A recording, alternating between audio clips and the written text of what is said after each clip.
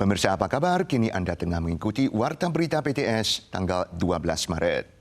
Konflik Amerika-Iran tak kunjung reda. Selat Hormuz mengalami kelumpuhan terparah sejak krisis minyak tahun 1970-an. Militer Iran kemarin mengeluarkan pernyataan keras. Andai kata AS melanjutkan intervensi, harga minyak dapat melonjak hingga $200 Amerika per barel. Selain itu, gangguan pengiriman pupuk akibat peperangan mungkin menimbulkan lonjakan harga pangan global yang tak terkendali. Konflik Amerika-Iran telah menyebabkan lalu lintas kapal dagang di Selat Hormuz menyusut lebih dari 90%. Walau Amerika mengklaim telah mengambil kendali situasi tempur, 3 kapal kembali dilaporkan diserang Iran di perairan terdekat tanggal 12, sehingga jumlah kapal yang diserang mencapai total 14 unit. Iran menyatakan selama Amerika dan Israel tidak menarik pasukannya, dunia akan menanggung kerugian besar akibat distorsi pasokan energi dan harus menghadapi kenaikan harga minyak mentah hingga $200 Amerika per barrel. مصنوعی پایین بیاورید که با گسترش جنگ در منطقه اعلام کردیم منتظر بشکه‌ای $200 باشید.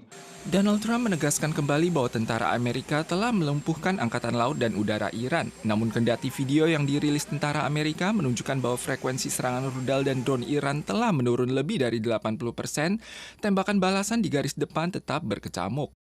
Sekitar 33% bahan baku pupuk global juga harus melewati jalur maritim ini. Pakar memperingatkan hal ini akan menyebabkan menurunnya hasil panen dan melonjaknya harga pangan yang berpotensi memicu krisis pangan global.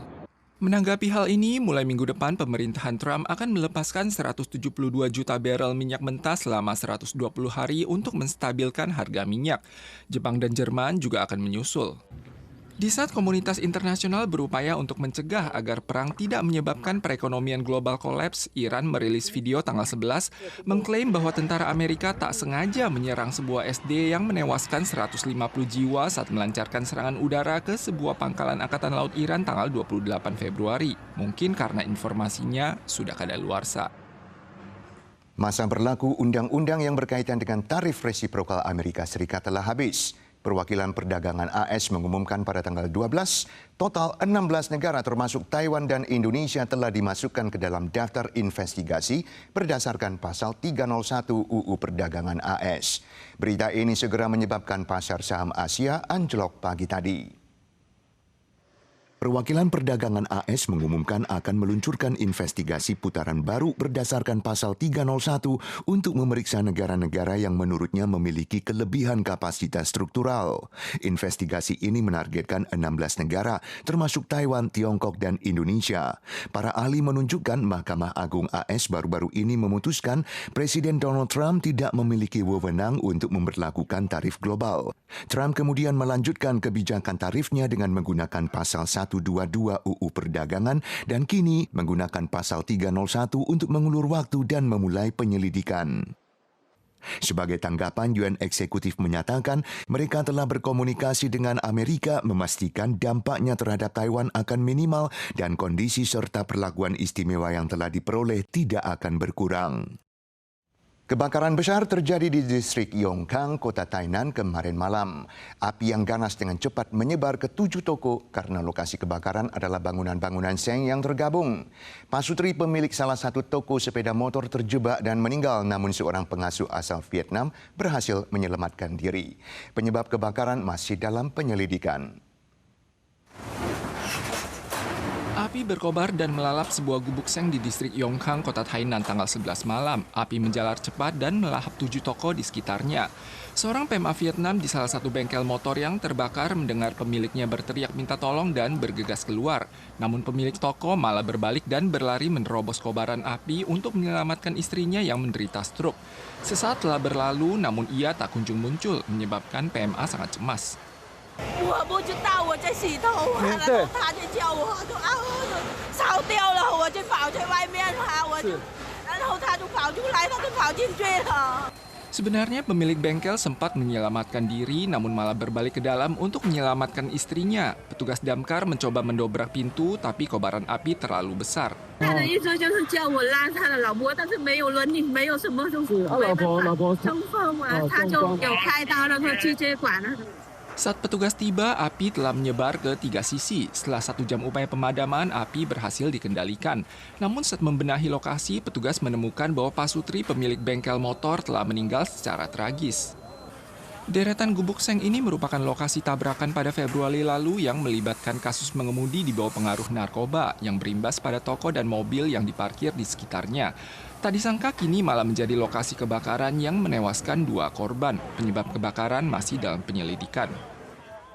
Sebuah video AI online baru-baru ini mengklaim bahwa warga berusia lanjut dengan kartu lansia dapat menikmati 12 layanan khusus Manula di perusahaan perkereta-apian Taiwan TRC dan kereta berkecepatan tinggi Taiwan THSR.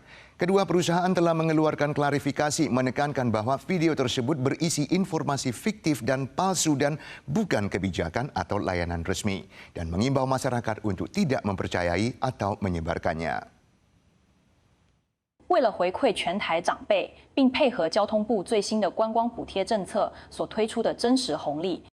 Video tersebut mengklaim kaum lansia dengan kartu lansia dapat menggunakan gerbang hijau khusus untuk warga lanjut usia di TRC atau mendapatkan layanan penjemputan dan pengantaran di peron THSR. Bagaikan video dokter virtual AI yang sebelumnya kontroversial, video informasi salah tentang transportasi ini juga tersebar luas secara daring.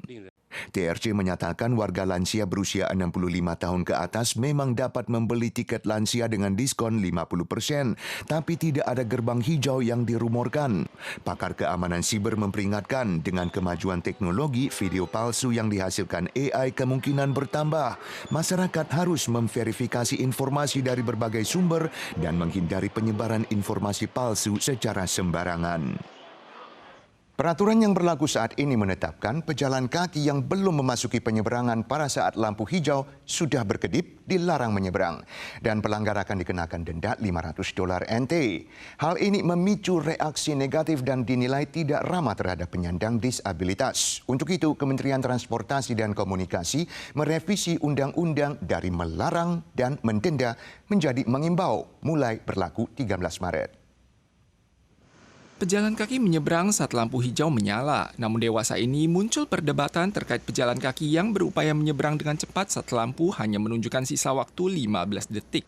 老人家有时候年纪大一点的，他们就会想说赶快冲过去，可是通常这样会更危险。 Berdasarkan peraturan, pejalan yang belum memasuki penyeberangan saat lampu hijau berkedip dilarang menyeberang. Kalau tidak akan didenda $500. Hal ini telah memicu reaksi negatif karena dinilai tidak ramah terhadap penyandang disabilitas. Oleh sebab itu, MOTC merevisi undang-undang dari melarang pejalan menyeberang saat lampu hijau berkedip menjadi mengimbau pejalan untuk tidak menyeberang, yang artinya mereka tidak akan dikenakan denda. 过马路时看到小绿人开始闪烁，不少人会选择急急忙忙奔跑通过。不过交通部今日在修正规则，提醒这个时候不是在催促，反而应该停下脚步，再等一下。 MOTC juga mengumumkan konsep proposal ketentuan desain rute jalan raya yang mewajibkan perancang jalan untuk mempertimbangkan area penyeberangan pejalan kaki dan penerapan desain mundur berjarak 3 hingga 5 meter pada zona penyeberangan agar pengemudi lebih mudah memantau para pejalan kaki. Pemirsa, sekian warta berita dari PTS. Kita sua lagi di lain kesempatan. Sampai jumpa.